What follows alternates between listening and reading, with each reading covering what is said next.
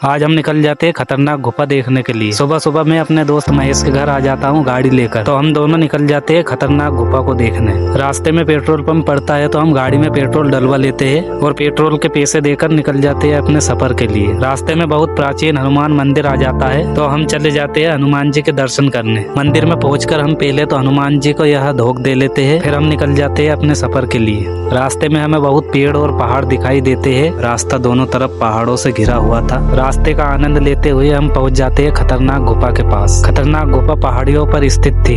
गाड़ी से उतरकर हम मंदिर के लिए चल देते हैं। मंदिर बीच पहाड़ पर था, उस पे सीढ़ियां बहुत थी। सीढ़ियों की मदद से पहले तो हम माता जी के मंदिर में पहुंच जाते हैं। सीढ़ियां बहुत थी, हम चलते चलते थक गए, फिर भी हमने हार नहीं मानी और पहुंच जाते हैं माता जी के मंदिर में। मंदिर में माता जी के दर्शन किए और थोड़ी देर आराम कर और चढ़ जाते हैं हम पहाड़ पर खतरनाक गुफा की ओर। पहाड़ पर हमें दो व्यक्ति मिलते हैं तो उनको साथ लेकर हम पहुंच जाते हैं खतरनाक गुफा की ओर। गुफा को देखकर दोनों व्यक्ति डर के भाग जाते हैं। हमारे बुलाने पर भी वो नहीं आते हैं तो हमने हार नहीं मानी और गुफा में से निकलने का प्रयास करने लग जाते हैं। गुफा बहुत खतरनाक और डरावनी थी। ज्यादा व्यक्ति नहीं थे, हम दोनों थे, हमें भी डर लग रहा था। दोपहर का समय था और इधर गर्मी बहुत ज्यादा पड़ रही थी। गुफा बहुत सुनसान और भयानक लग रही थी। गुफा के अंदर अंधेरा था, दृश्य बहुत खतरनाक था, फिर भी हमने हार नहीं मानी और गुफा में से निकलने का प्रयास करने लगे। गुफा बहुत चिकनी थी, पैर फिसल रहे थे, फिर भी हम बड़ी कठिनाई से निकलने का प्रयास कर रहे थे। गुफा में चमगादड़ बहुत थी जो गुफा में हमारे आसपास से गुजर रही थी। उनको देखकर बहुत डर लग रहा था, फिर भी हमने हिम्मत नहीं हारी और गुफा में से निकलने का प्रयास कर रहे थे।